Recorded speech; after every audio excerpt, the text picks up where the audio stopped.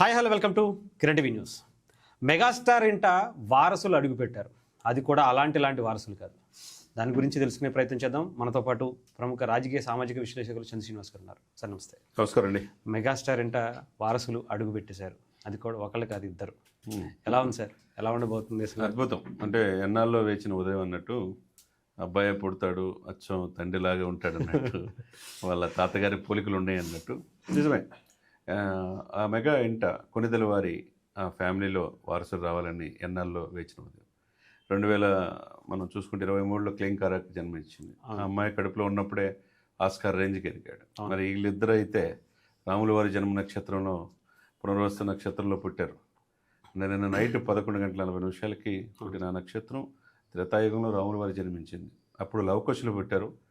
ఇప్పుడు వారసుడు యువరాజు పుట్టి యువరాణిని తీసుకుని వచ్చినట్టే ఉన్నాడు. ఏదైనా కానీ చిరంజీవి గారికి ఇంతకుముందు మన ప్రెస్ మీట్లో కూడా చూస్తే ఆయన మొక్కల్లో ఆనంద బాష్పాలు. ఏం కావాలో ఆయన సాధించింది, ఆయన చూడండి ఏమీ లేదు, అన్నీ సాధించేశాడు, అన్నీ చూశాడు. ఇక మనవడిని ఎత్తుకొని ఇక తాతయ్యగా ఆయన వారసుడిని చూసుకోవాలనేది కోరిక. మొత్తానికి గ్లోబల్ స్టార్ తన తండ్రికి మించిన తనయుడిగా రామ్ చరణ్ ఎదిగిన తీరు మనం చూసాం. ఈరోజు ట్విన్స్కి జన్మనించడం, ముఖ్యంగా ఉపాసన గారికి, ప్రత్యేకంగా కిరణ్ టీవీ సాక్షిగా ఉపాసన గారికి, రామ్ చరణ్ గారికి అభినందనలు తెలియజేయాలి. అదేవిధంగా ఎంతోమంది కోట్లాది మంది అభిమానులు ఆయన స్ఫూర్తితో ఎదిగిన వాళ్ళు ఉంటారు. వాళ్ళకు కూడా ఏంటంటే ఇంట్లో ఒక పెద్ద ఆయనగా చిరంజీవి గారిని చూసుకుంటారు. రామ్ చరణ్ గారిని మన బిడ్డ అనుకుంటారు. మరి వాళ్ళకి ఒక వారసుడు రావాలని వాళ్ళకి ఉంటుంది కదా.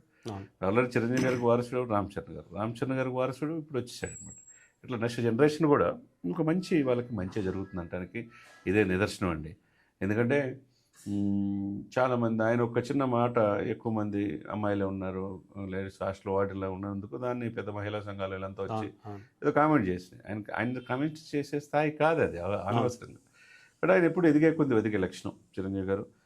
అంజనేయ పుత్రుడిగా వాళ్ళ ఎలవేలు ఆంజనేయ స్వామి ఆయన అన్నీ చూసుకుంటాడు. అంజనమ్మ మొన్న ఈ మధ్యన 2 రోజుల క్రితం ఆమె జన్మదినం 2 జిరాఫీలను దత్త తీసుకున్నాడు పవన్ కళ్యాణ్ గారు అక్కడ డిప్యూటీ చీఫ్ మినిస్టర్. ఇక్కడ చిరంజీవి గారు అయితే కొన్ని కోట్ల మంది అభిమానులు సొంతం.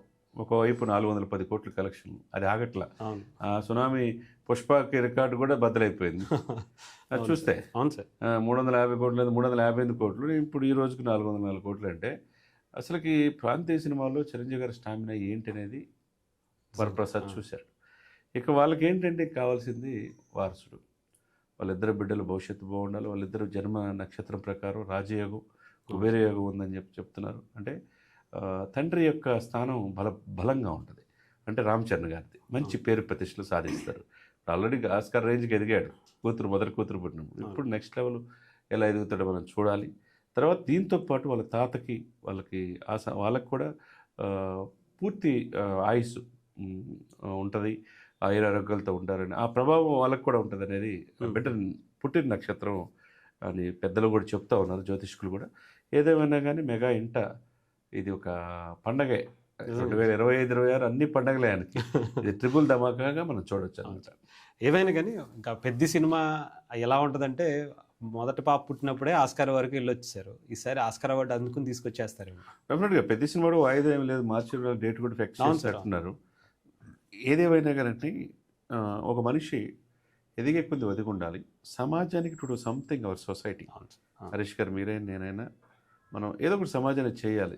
అది నిలువెత్తు నిదర్శనం చిరంజీవి గారు. అయితే దాన్ని తూచా తప్పకుండా పాటిస్తుంది రామ్ చరణ్ గారు. మరి వాళ్ళకి మంచి జరగకుండా చెడు ఎందుకు జరుగుతుంది? ఎవరో అనుకున్నంత మాత్రం నాకేం పోయేదేం కాదు. ఇప్పుడు ఇంతమంది కోట్లాది మంది అభిమానులు సంపాదించుకొని అందరి ప్రేమ ఎఫెక్షన్, ఆయన ట్వీట్ కూడా చిరంజీవి గారు చూసి, మీ ప్రేమ ఆదరాభిమానులు మీరు మీ పూజల ఫలితంగానే మా ఇంట వారసులు వచ్చేసాడు, ఒక బేబీ బాయ్ బేబీ గర్ల్ అని ట్వీట్ చేశారంటే మీ అందరికీ హృదయపూర్వకంగా ధన్యవాదాలు తెలియజేయడంతో పాటు ప్రెస్ మీట్ పెట్టి ప్రెస్ ద్వారా అందరికీ కోట్లాది మందికి గురించి మాట్లాడడం, డాక్టర్లు ఎవరైతే డాక్టర్లు కూడా చెప్పారు కదా, అంటే హెల్తీగా బేబీ బాయ్ బేబీ గర్ల్ ఉన్నారు, వాళ్ళకు కూడా థ్యాంక్స్ చెప్తున్నారు చిరంజీవి గారు. వాళ్ళే డెలివరీ చేశారు అంతే కదా బాబుని, వాళ్ళే. అదే అవసరం అండి. ఇది ఏదున్నా కుటుంబంలో అభిమానులే తమ కుటుంబంగా భావించేది మెగా ఫ్యామిలీ. ప్రజల శ్రేయస్సే పరమావధిగా భావించేది మెగా ఫ్యామిలీ. కాబట్టి ఇప్పుడు ప్రెస్ మీటింగ్ ద్వారా కూడా కొన్ని కోట్లాది మందికి ఈ సమాచారాన్ని వాళ్ళతో షేర్ చేసుకుని ఆనందాన్ని పంచుకున్నాడు. అది గొప్ప మనసుకి మన నిదర్శనంగా చెప్పవచ్చు.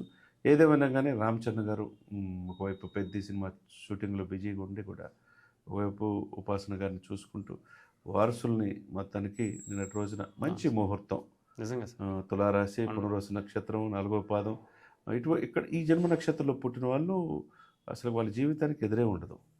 ఎందుకంటే వాళ్ళు ఎవరికైతే కడుపు పెడతారో వాళ్ళకి ఎదురుండదు, వాళ్ళ తల్లిదండ్రులకు కూడా ఎదురుండదు అనేది పండితులు, మేధావులు చెప్తున్న మాట. Right sir, thank you sir, thank you so much.